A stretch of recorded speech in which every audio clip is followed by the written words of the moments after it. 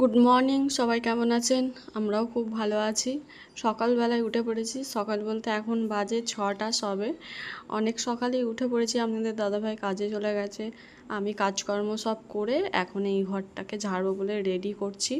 আর নিচে যেসব জামা কাপড় পরা আছে সেগুলো কাচাকুচি হবে। আজকে অনেক কাচাকুচি করতে হবে, ঘরটাও ঝাড়তে হবে। অনেক দিনই ঝাড়া হয় না, অনেক কয়েকদিনই হয়ে গেল ঘর ঝাড়া হয়নি। সেই জন্য আজকে ভাবলাম ঘরটা ঝেড়েই ফেলি। আর কয়েকটা দিন পর জামাই ষষ্ঠী আসছে, সেই জন্য ভাবলাম কাচাকুচি ঝাড়াঝুড়ি এই সময় করে ফেলি। এখনও বাদাম গুছানো হয়নি। বাইরেতে ধুলোয় কি অবস্থা, কিন্তু কিচ্ছু করার নেই। আমাদের তো অন্য জায়গা নেই যে বাদামগুলো অন্য জায়গায় রেখে শুকোনো হবে, ছাড়ানো হবে। সেই আমাদের ঘরের ভেতরেই নিয়ে আসতে হবে। আমাদের ঘরটা যেহেতু ঘেরাঘুরি, সেই জন্য আমাদের বারান্দাতেই সব কিছু করতে হয়, সিঁড়ির নিচেটাই। আর সেই জন্য ভাবলাম বাইরেটা পরে ঝাড়বো, আগে ঘরগুলো ঝেড়ে নিই। ও ঘরটা ঝাড়া হয়ে গেছে আর আমাদের ঘরটা আজকে ঝাড়ছি। এক সপ্তাহ পর পর আমি সব পোছাপুছি সব করে নিই, কারণ আমার একটু কি অগোছালো ভাল লাগে না, অন্তত নিজের ঘরটা। আমি তো ড্রেসিং টেবিলটা রোজের পরিষ্কার করি, সেই জন্য অতটা ড্রেসিং টেবিলটা আর নোংরা হয় না। কিন্তু ওপরটাই আবার সব পেরে পুড়ে সব পরিষ্কার করলাম, আর এইগুলোকেও পেরে নিলাম সব। আর কয়েকটা খুচরো পয়সা ছিল, সেইগুলোকেও লক্ষ্মীর ভাঁড়ে ঢুকিয়ে দিলাম। আজকে আমার রান্না বান্না করতেও অনেকটা লেট হয়ে যাবে, কারণ এরপরে আমি অনেক কাচাকুচি করব। আমার না ওই টুকটাক কাচতে ভাল লাগে না, আমার একবারে অনেক হবে, সেইগুলো আমি কেচে ফেলবো একবারে, সেইটাই ভালো।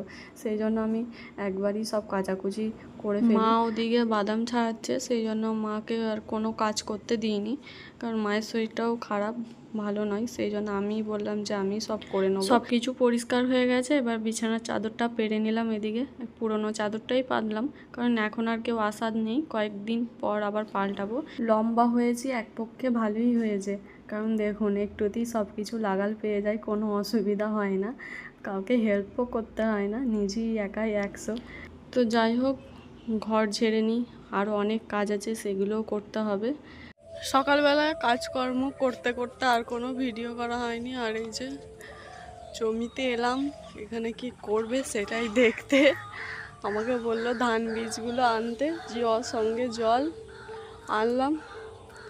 এখন ওখানে মাটি খুঁড়ছে, বাড়িতে এত গরম টেকাই যাচ্ছে না, সেই জন্য আবার জমির দিকে চলে এলাম।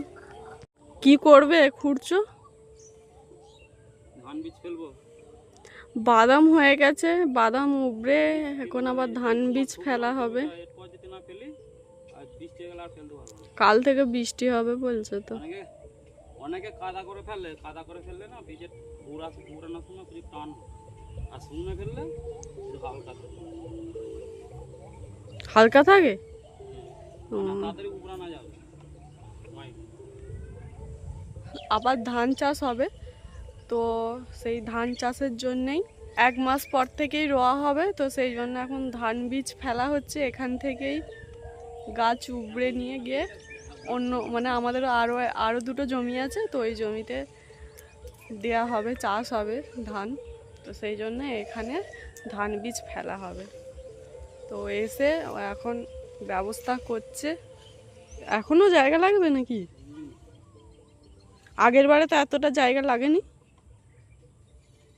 কম পড়ে গেছিল, মনে নেই, আবার অন্য অন্য সময় বীজ তো আগের বারে ওইটুকু জায়গা করা হয়েছিল, অর্ধেকটা জায়গা। এবারে একটু বেশি করে দিচ্ছে, কারণ প্রতিবারই কম পড়ে যায়, আবার অন্যজনের সাথে ধান নিতে হয় বীজ। নিজেদের থাকলে নিজেদেরও হবে, আবার বিক্রিও হয়ে যাবে, অন্য লোকে নিয়ে নেবে।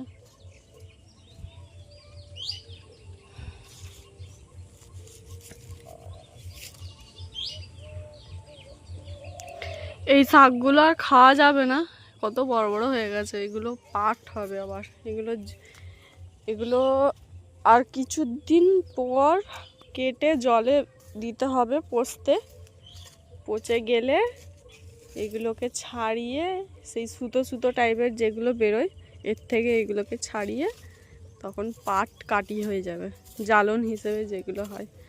আর এই দুটো কত মোটা মোটা হয়েছে, একটা লাল একটা সাদা। মাটিগুলোকে আবার ভাঙতে হবে যেগুলো এই ঢেলা ঢেলা হয়ে আছে, সেটা আমার কাজ এবার করি। এই যে যন্ত্র নিয়ে চলে এসেছি।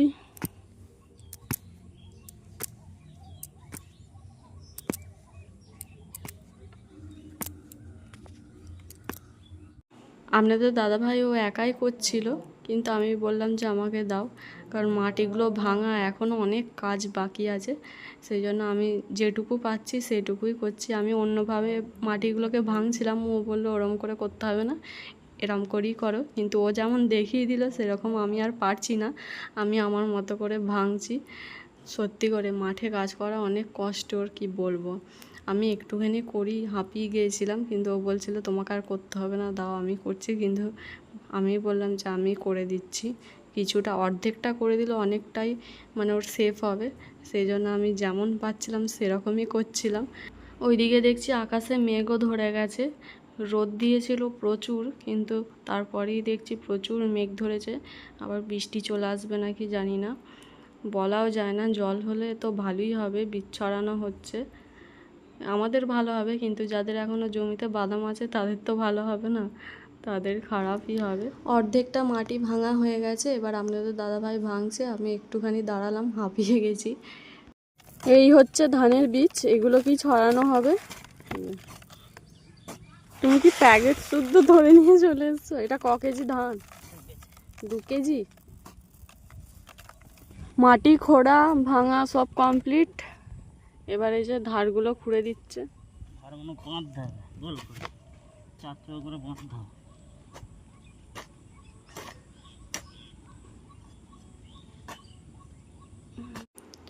মাটি ভাঙা হয়ে গেছে, মাটি সমান করাও হয়ে গেছে, আর বাপি ওইদিকে ধানের বীজটা ছড়িয়ে দিচ্ছে।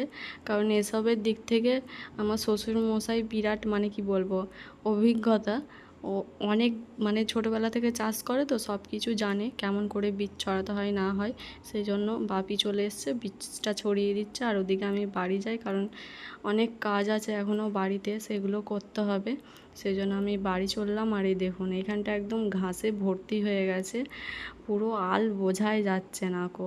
আর তিল গাছে এখনও দেখুন, তিল গাছে ফুল ফুটেছে এখনও। স্টার্ট করবো।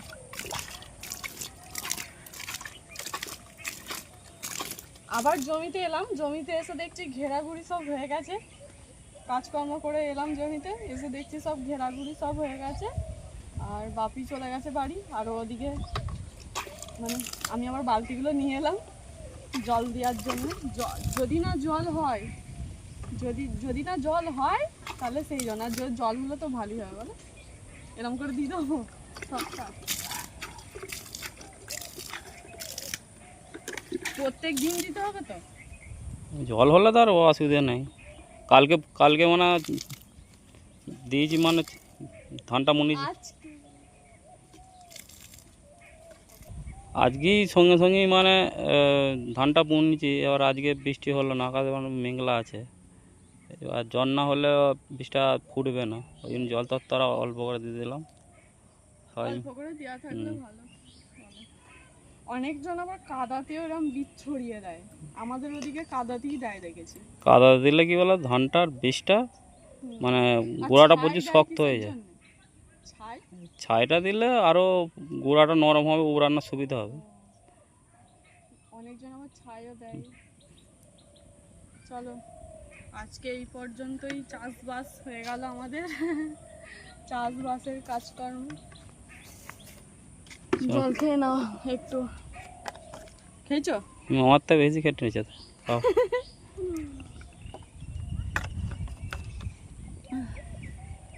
সুন্দর হাওয়া দিচ্ছে।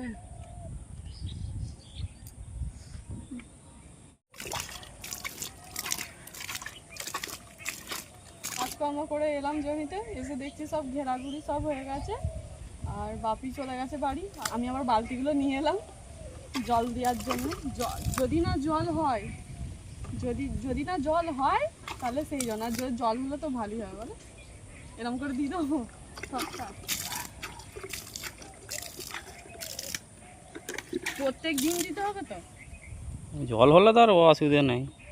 আজকেই সঙ্গে সঙ্গেই মানে ধানটা বুনে নিয়েছি, এবার আজকে বৃষ্টি হলো না, আকাশে মানে মেঘলা আছে। এবার জল না হলে বৃষ্টিটা ফুটবে না, ওই জন্য জল তত্ত্বরা অল্প করে দিয়ে দিলাম। সবাই অল্প করে দেওয়া থাকলে ভালো। অনেকজন আবার কাদাতেও এরকম বীজ ছড়িয়ে দেয়, আমাদের ওদিকে কাদাতেই দেয় দেখেছি। কাদা দিলে কি বলে ধানটার বীজটা মানে গোড়াটা প্রচুর শক্ত হয়ে যায়। ছাইটা দিলে আরও গোড়াটা নরম হবে, উড়ানোর সুবিধা হবে। অনেকজন আবার ছাইও দেয়। চলো আজকে এই পর্যন্তই, চাষবাস হয়ে গেল আমাদের। চাষবাসের কাজকর্ম। জল খেয়ে নাও একটু। খেয়েছো? আমার তো বেশি খেটে নিয়েছে।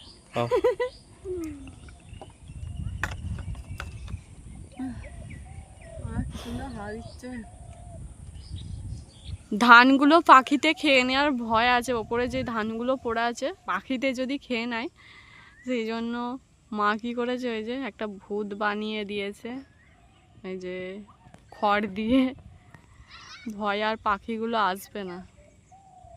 জমিতে এসে দেখছি যে পাট গাছগুলো সব কেটে দিয়েছে, এই যে তো ওইখানটা আওতা হবে বলে সেই জন্য পাট গাছগুলো সব কেটে দিয়েছে। এইগুলোকে এবার জলে পচাতে দিতে হবে। কি খুঁজছো তুমি জমিতে এইভাবে? বাদাম পড়ে আছে, দেখো কেমন বাদাম সব কুড়িয়েছো তোমরা। এখনো বাদাম আছে, দেখছি এগুলো ভালো আছে, মোটা মোটা বাদাম। সেটাই দেখছি, মোটা মোটা বাদাম। বাদাম জমিতে থাকবে না, আলু কুড়োলা আলুতে জমি থাকে, এই বাদামও থাকবে। মাটির জিনিসে সব সময় দেখি এখনো জমিতে কত বাদাম, সেই বাদামগুলো দেখি ছাড়িয়ে, এই দেখুন দেখছিলাম ছাড়িয়ে, দেখুন কত বড় বড়। এইগুলোই মেলাতে কিনতে গেলে কত করে সব আলো তো, অনেক দাম। তাহলে আর আমরা চাষ করছি এখানে, চাষে সবসময় পড়ে থাকে জিনিস, চাষে সব পড়ে থাকে। খেয়েও নিলাম একটা, দেখো আমার মাথার চুলগুলো কত বড় বড় হয়ে যায়। মানে এত কাজের চাপ, মানে কাটার টাইমই পাচ্ছে না, কাটবো সময় পাচ্ছে না। সকালবেলা ভোরবেলা বেরিয়ে চলে যাচ্ছি কাজে, খেয়েছি 12:30 একটা, এসে আবার মানে খেয়ে একটু রেস্ট নিয়ে আবার জমির দিকে আসে, এসে বাদাম বাদাম সব গুছিয়ে শুকনো করে। চান করো কটার সময়? 6:30 7টার সময়। প্রত্যেক দিন ও 7টার সময় স্নান করে, চান করারও সময় পায় না সারাদিন। 7টার সময় চান করে তারপরে একটু বসে আবার খাওয়া দাওয়া করে আবার বাদাম ছাড়ানো কাজ। সকাল থেকে সবসময় কাজ আর কাজ, এই টাইমটা একটু কাজের চাপই থাকে। তারপরে ধান সব রুয়া হয়ে গেলে আবার তখন কাজ নেই, আর কাজ নেই। মানে 3 মাস, শ্রাবণ ভাদ্র আশ্বিন কার্তিক, সেই কার্তিক মাসে ধান কাটা হবে। 3 মাস টোটাল সব লোক, প্রত্যেকের লোক সব মানে বুঝতে হয়ে যাবে। আমাদের তো এমনি ডেলি কাজ, জানো তো, আমার মিস্ত্রি কাজ হবে, মাঠের কাজ সব বন্ধ থাকবে। তো এই কটা দিন বাড়ির ব্লগ দেখছিলেন, বাড়িতে কি কি করছি, তো আজকের জমিতে কি কি করলাম সেই সব ব্লগ, এই ভিডিও আপনাদের সাথে শেয়ার করলাম। তো কেমন লাগলো অবশ্যই কমেন্ট করে বলবেন। রোজ রোজ তো কোথাও যাওয়া সম্ভব হয় না, যেটুকু পারছি ভিডিও করে আপনাদের সাথে শেয়ার করছি। তো আজকের জমির ভিডিও কেমন লাগলো অবশ্যই কমেন্ট করে বলবেন। ব্লগটা শেষ করলাম, সবাই ভালো থাকবেন, আবার পরের ভিডিওতে সবার সাথে দেখা হচ্ছে।